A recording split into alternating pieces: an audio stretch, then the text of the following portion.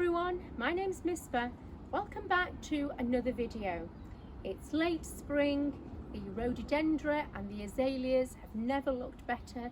They are really blooming, and I want to start the video by saying a happy birthday to Cameron, and I want to share with you a clip of the walks that I've done in the gardens, admiring the rhododendra and the azalea, and ending with the wonderful wisteria, which is my favourite. Thank you for watching the first part of my video. I hope you enjoy it.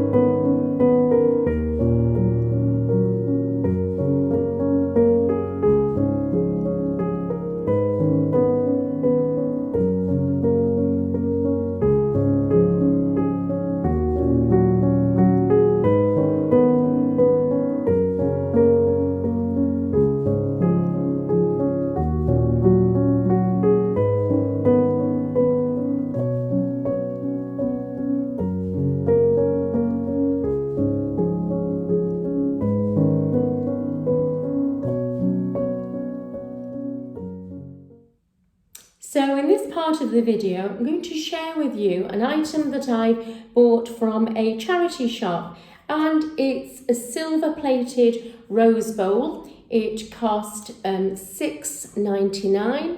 You can see the price tag there. And I want to talk about why I think it's a good idea to search for some items in charity shops rather than buying them from department stores. So the first reason is because I think it's a little bit like a treasure hunt, and I find it really satisfying to hunt for something that's a little bit different and you wouldn't find in a normal shop. So you never know when you go into a charity shop what you're going to see and what you're going to pick up. The second reason is because I think it's helping the environment. So if this hadn't gone into a second-hand shop, it would have gone into landfill. And when I'm getting rid of things, I always donate them rather than throwing them away. So I think that's a really simple, easy way of just reducing your carbon footprint and just helping the environment. The third reason is because it's a way that you can actually cultivate a unique and personal style. So rather than going into a department store and buying what's on trend and what everyone else will have in their home, you can look for something that just appeals to you, and you'll find something just a little bit different. And then if you get fed up of it and you don't want it, you can always redonate it and then start again and find something else. The last reason is because you'll get something that's much better quality than something that's been made today. So this feels really weighty, it's very beautifully made, it's quite sturdy, and it's, even though it's really tarnished, I'm going to try and clean it up. And I just think there's history. This has lasted decades and it's stood up to the test of time. It's still sturdy and really well made. So I'm going to clean it with some Brasso. I'm sure it will polish up quite easily. I'll just clean a small section just to show you. So it's really simple. It's just tarnish from years of just not being cleaned. And when I polish a small section, you can see immediately there it's cleaned up there. So I'm going to clean this up and then I will show you the results. So I've polished it. It took about 15 minutes and it's come up really nicely. It's quite gleaming, and I found a maker's mark on the back as well. So it says on here that it was made in England. It's silver plated and it says where it was made. So it's always good when you find a maker's mark on an old piece of silverware. So I've cleaned the inside a little bit as well, and I can do more on that later. Now, even though it's made for, it's a rose bowl, it's made for displaying roses, I'm just going to see what I can find in the garden, and I'll bring some flowers and put them in there to show you the finished look. So I've put camellias from my garden into this rose bowl, and I'm really pleased with how it looks. So thank you for watching this part of the video, and I'll see you for the final part, which will be a book review. So this week's book recommendation is Excellent Women by Barbara Pym. If you like the writing of Jane Austen or E.F. Benson's Map and Lucia, then you will enjoy the writing of Barbara Pym. There is a very quiet observational comedy in her books.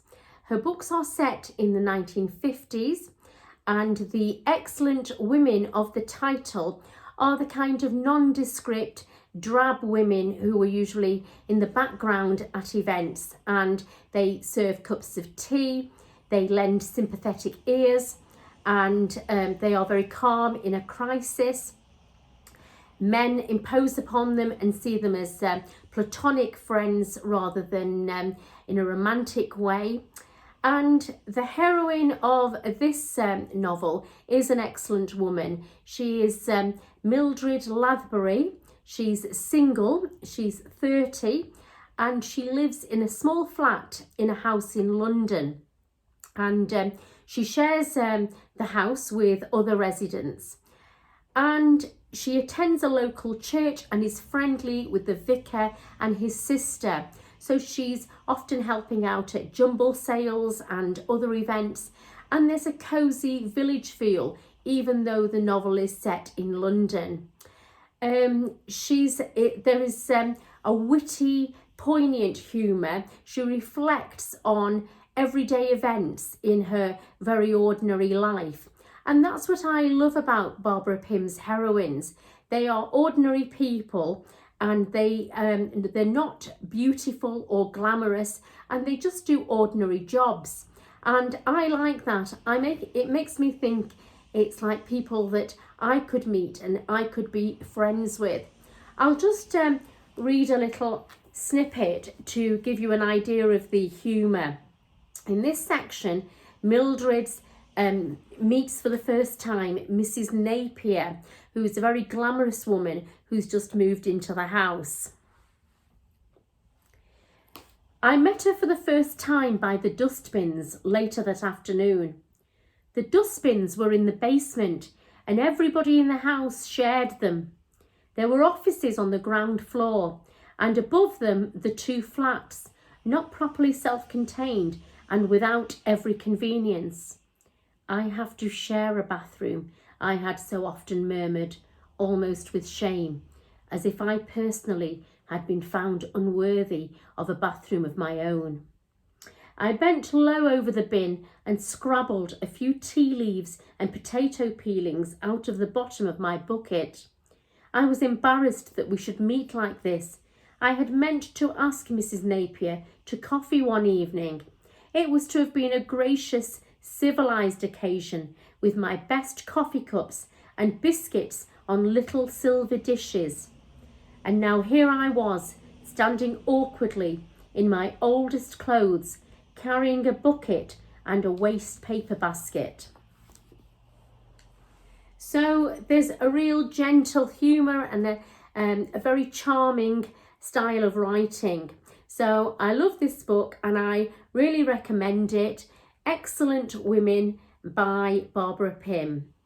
So that's the end of this week's video. Thank you for watching. See you next time.